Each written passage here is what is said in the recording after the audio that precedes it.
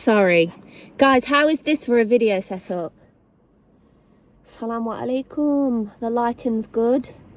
Hair's good. Welcome back. Welcome back to Tarina Talks. It's been a while because I've been a bit busy, but I'm back. I am back here for you guys because I have been slacking. And I know you guys need me. That's the most beautiful thing. I've got a little coffee for this session because it's freezing and I just feel like I need the coffee power for this session. Right, so let's get right to it. What I want to talk to you about today in this session is making dua for people who do not want you back. Right, now let me just explain this. I get lots of messages from you and you say things like, oh, I really love this girl. She just is hot and cold with me all the time. Sometimes she ignores me, sometimes she doesn't. Can you please make dua that she starts to love me? Because I really want to be with her and I really love her. And to be honest with you, brother and sister, no, I can't make dua for you for her to love you. I cannot. I'm not willing to do that.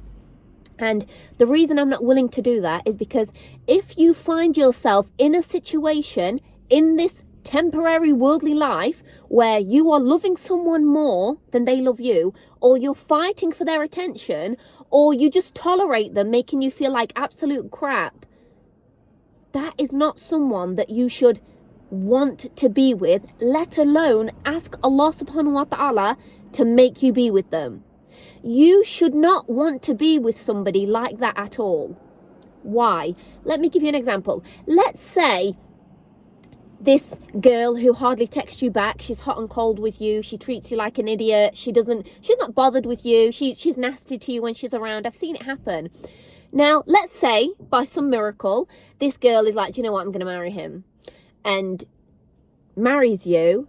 What kind of a relationship do you think that you will have with such a person? Do you think that once the nikah is read, once the nikah papers are signed, that she's magically going to transform into somebody who treats you well and respects you as you should be respected? Now, I'm doing this one from a male's point of view because it is a lot of brothers that message me this, to be honest with you. I do get messages from sisters as well who are like, oh, I really love him and he doesn't care about me. He ghosts me and then he comes back and then he ghosts and then he comes back and please just make dua for him to love me. I do get the messages from sisters as well. But alarmingly, it's mostly the brothers that I guess get these messages from, subhanallah.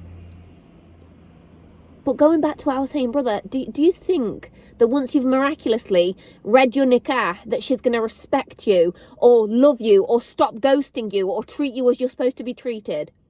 Absolutely not. Now, I'm going to share another thing about my personal life now with you. And the reason I do this, guys, is because I have been through practically everything in life. And I share it with you so that A, you know that you will be okay. B, you know that you can get through it. And C, it's like, oh, it happened to her, so I'll be fine. Yeah? I always want you to look at me and think, I don't want you to look at me and think, oh, she's so cool. I don't want you to look at me and think, oh, she's so pretty. I don't want you to look at me and think, oh, she's got this, or, oh my God, she's so religious. No, I don't want you to look at me and think that. I want you to look at me and think, do you know what? If Tarina's okay, I'm going to be okay. That's why I make these videos. That's why I make the TikToks. Because if I am going to be okay, brothers and sisters, if I am okay after everything I've been through, you will be okay. Subhanallah. And I come here to give you that strength. I come here to give you that. I married somebody who did not treat me right at all. At all. I don't know what more you want me to say. I was nothing. I was nothing. Do you understand that? I was like, this person didn't care. I feel like I'm going to cry. This person didn't care if I existed or not. I was begging for this person's love.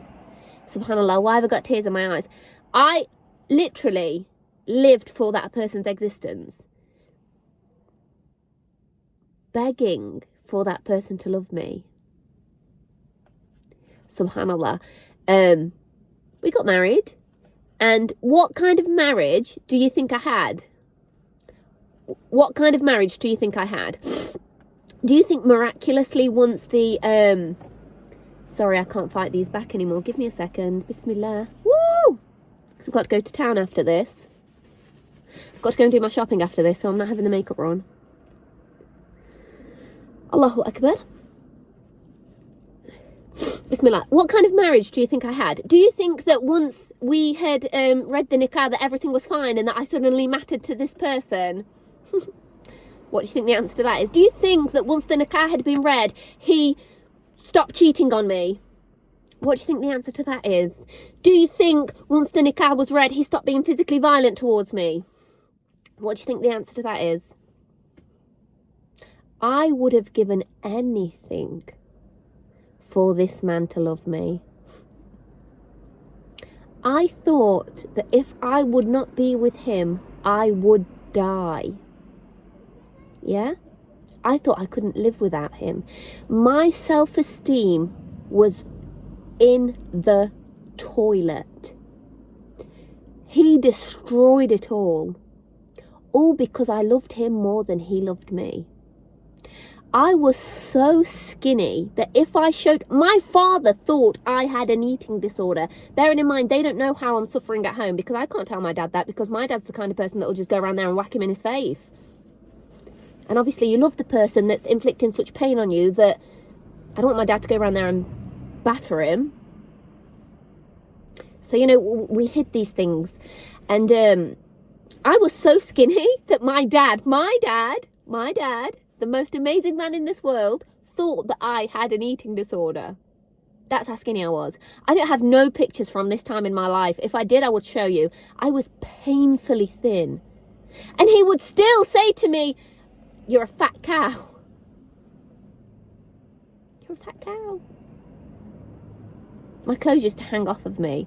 My bones, when I used to sleep, I used to sometimes get sores because of the bones on the fabric, on the bottom sheet. But I still thought I was fat, because you're a fat cow, you're a fat bitch. Astaghfirullah. All because I loved somebody more than they loved me. As I was saying, I would have done anything for him to love me. I was just craving his love every single day. Every single day, just trying to just be a better person and try to prove myself so that you can love me. And I just mentioned before that my self-esteem was in the toilet. I'm going to share another little story with you now. There was, you know, a time when a physical violent altercation happened. And this Asian brother, bless him, seen it take place. So he stopped the car and he was like, "Brother, don't hit your wife." And I'm not going to go in too much about that story. Anyway, the point is that I ended up, because he was a taxi driver, that Asian brother was, and he was like, "Sister, where are you going? I can't leave you here, like, with him. I've just seen him hit you. I'm not, like, I can't, sister." So I got a taxi with him to my family house. And he said to me, I was sitting in the back, and he said to me, "Sister, can I just ask you a question, please?" Bearing in mind, I'm 23, 22 years old at the time, yeah? Shadow of my former self. Skinny as hell. No self-esteem, nothing. And he said to me, "Sister, can I ask you a question? Why would you allow somebody to treat you like that? Why, sister? Go home to your mum and dad. Why?" And I said to him, "Brother, who's going to want me?" Yeah? That was what I said. I said, "Brother, who's going to want me?" Because I've been married to this person for a few years who has made me feel like I'm so ugly, right? I was like, "Brother, who's going to want me?" And he looked in the mirror of his car and he goes, "Sister," he said, "are you crazy?" He said, "If I took you to my house, all of my sons, my cousins, my nephews, they would want to marry you. Like, are you okay?" And I will never forget that moment. I have always remembered that conversation my whole life. And I will always remember that conversation, because that was a really eye-opening moment for me of okay, maybe I'm not as disgusting as this person makes me feel. Or maybe I'm not as hideous as this person makes me feel. Guys, I'm sharing these stories with you just so that you can know how your life will be, because I've been through it.